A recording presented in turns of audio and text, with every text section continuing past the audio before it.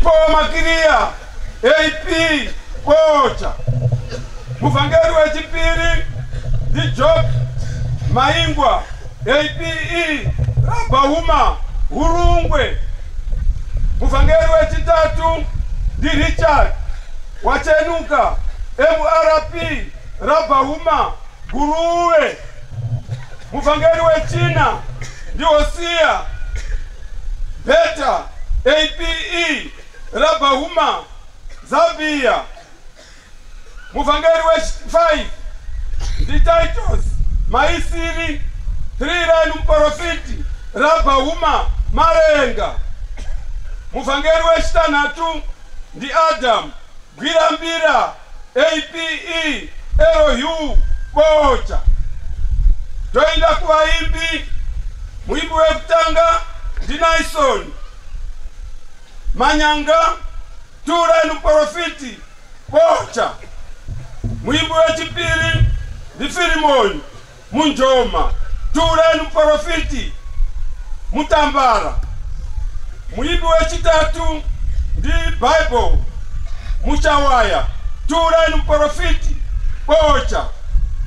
Muimbi wechina ndi Daniel Kalende 6 line Baptist Rabahuma Zambia.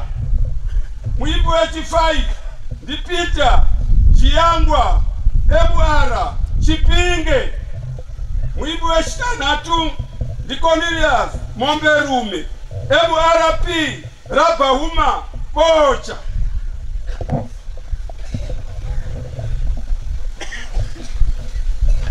Maazwi ya mtumwa vana pa church gezaimo ya igari yakachena vakana ipasangano shumaira irudo kufara kwa apostoli vano shumairane vanoimba mupane nguva ya nguva yenyu.